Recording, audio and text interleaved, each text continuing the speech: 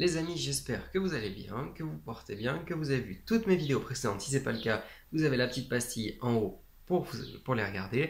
Aujourd'hui, on part en Aston Martin V12 Vantage en Belgique à Zolder. Allez, c'est parti, action. Bon, cet Aston Martin V12 Vantage, comme vous le savez, du coup c'est un V12. Le porte dans son nom, c'est pas très compliqué à savoir. Il est situé à l'avant, on a une propulsion qui partit en GT3. Elle est de 520 chevaux pour 603 Nm de couple avec une Vmax à 304 Nm. Techniquement, la voiture idéale pour ce circuit.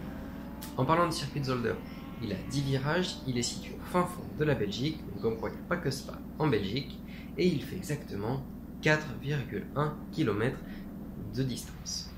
Donc du coup, je vous embarque pour aller faire les tours de piste. Encore une fois, je vous laisse directement les images.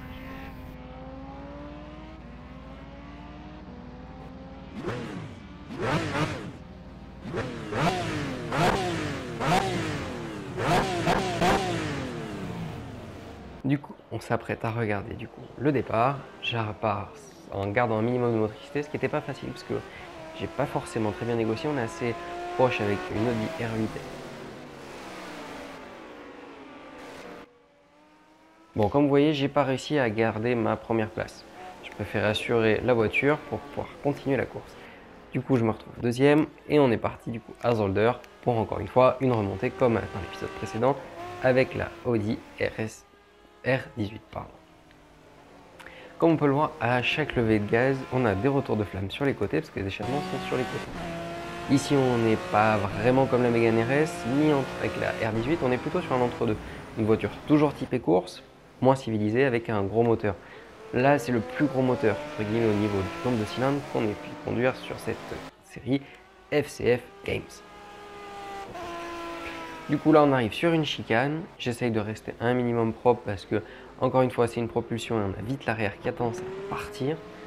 J'ai vraiment du mal à conduire avec les vibreurs et la propulsion. J'ai tendance à mordre un petit peu trop et réaccélérer trop fort. Là, on a encore un virage assez serré, j'essaye de freiner tard, je me fais tasser sur le côté, donc je mange un peu l'herbe, les pneus du coup sont un petit peu abîmés. Le premier reprend un petit peu de marrage sur la tête.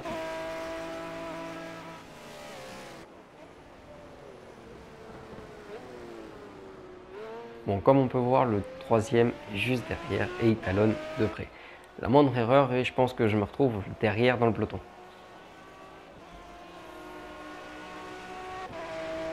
On arrive du coup au premier virage, là toujours deuxième.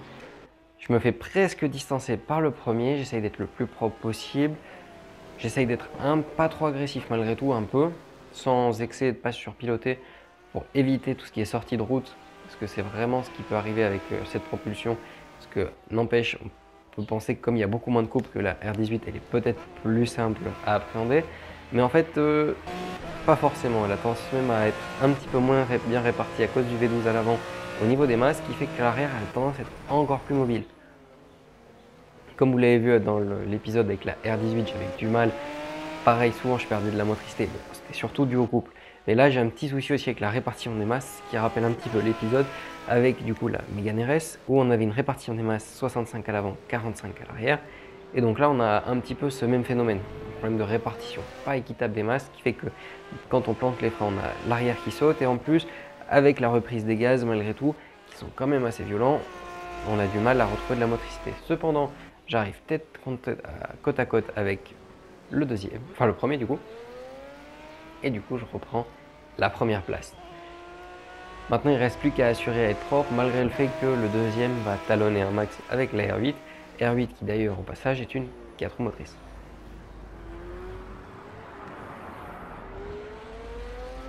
On arrive dans la ligne droite des stands. Pour essayer de fermer la porte, je m'engage directement à droite pour anticiper le virage.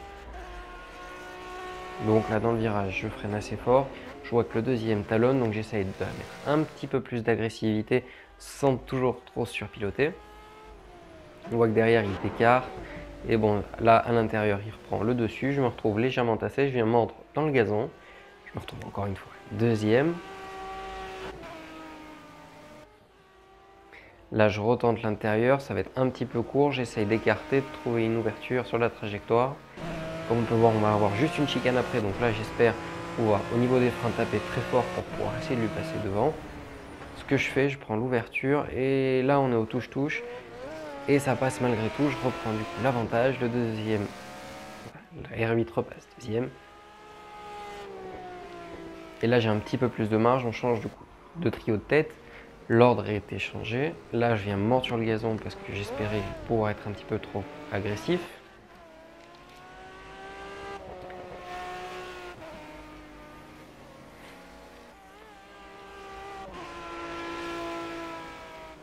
Donc là, je pars encore très large. Je mange le gravier. Du coup, hop, je repars difficilement premier. La SLS AMG est sur le point de me dépasser. Je garde toujours cette tête. D'ailleurs, dites-moi en commentaire ce que vous pensez de cette livrée verte. Franchement, moi je trouve que ça livre plutôt bien ce vert. Bon, j'aime beaucoup les Aston Martin avec le vert. Là, encore une fois, je perds l'arrière, malheureusement. Quand je vous disais que j'ai vachement de mal avec les livreurs et la réaccélération, c'est d'ailleurs le point où il faut que je m'améliore dans les courses à venir pour pareil. Parce qu'encore une fois, cet épisode, cette série n'est pas faite pour vous démontrer le fait que je suis un très bon pilote, mais plutôt au contraire, vous montrer le fait que j'essaye de m'améliorer et vous faire partager un peu de contenu qui diffère un petit peu de ce que j'ai l'habitude de vous proposer sur la chaîne. Donc là, on voit que comme j'arrive fort, j'écarte un peu la trajectoire. J'espère refaire comme au tour précédent pour reprendre la tête. Je reprends encore l'intérieur. Je vois que c'est un peu court. Je mords le vibreur. Je m'écarte. Je vois que l'autre resserre. Je ouvre sur la trajectoire. On arrive bientôt sur la chicane. Et j'espère encore pouvoir faire l'intérieur. Ici, ça va être un petit peu compliqué. Je vais être un peu court. J'espère au prochain virage. Donc là, on voit aussi qu'il y a une perte d'appui qui peut être assez délicate à gérer. Donc là, encore dans la chicane, je me rapproche de plus en plus. Je mords complètement sur les vibreurs. D'ailleurs, je me demande dans quelle mesure ça abîmerait pas la lame avant en carbone dans la vie réelle, entre guillemets, parce que là, j'ai l'impression que ça passe plutôt bien. Là, on arrive sur un virage assez serré. Je m'engage à l'intérieur. Je mords le vibreur parce que, à cause de la touchette. Et je récupère la tête. La SLS sur la réaccélération essaye de revenir. Malgré tout, j'ai toujours l'avantage. D'ailleurs, sur ce point, on voit bien l'énorme aileron à l'arrière. J'essaie du coup de m'appliquer sur ce virage vu que tout à l'heure, j'étais parti à la faute. Là, ça se passe plutôt bien. On voit quand même que l'AMG derrière talonne. Donc là, je suis toujours en tête. Donc l'objectif est de tenir. On voit que malgré tout, l'AMG est prête à tout pour récupérer la tête.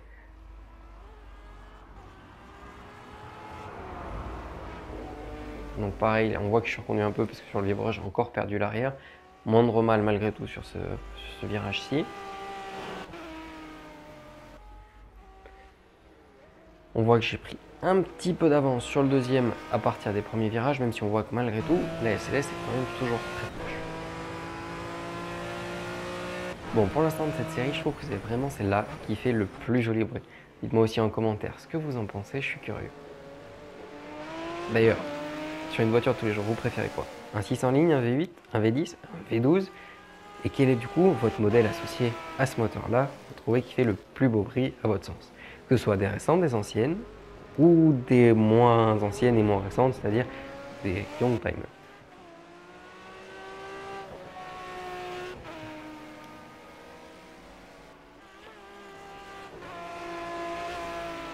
Donc là on arrive sur ce virage, je m'applique pour éviter de manger que ce soit le sable extérieur et les vibreurs pour ne pas perdre de motricité. On repart du coup en ligne droite.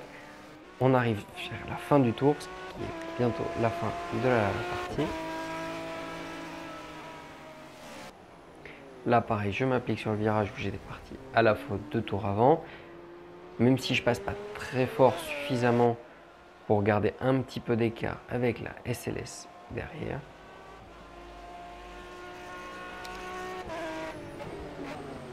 Donc là, on s'engage dans le dernier tour.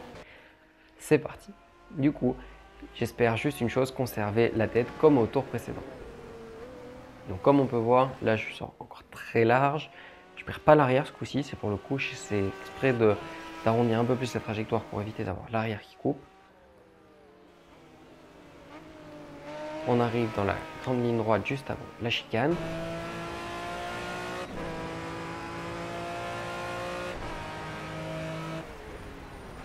Je m'applique sur cette chicane, elle passe plutôt bien. J'essaye de couper les vibreurs au maximum pour essayer de prendre l'avantage. Malgré tout, on voit que les trios de tête, on est quand même très serré parce que la SLS est prête à bondir en fait sur un freinage si je viens freiner un petit peu trop tôt. Donc j'essaye de garder un maximum les gaz. Donc comme on peut voir, j'ai encore perdu l'arrière, encore une fois, sur un changement de surface qui a engendré un problème au niveau de la motricité. Là, on voit la compression qui s'était faite et là la décompression.